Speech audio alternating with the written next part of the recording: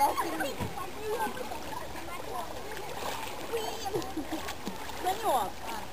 по-другому надо как-то. Куда ты меня толкнешь?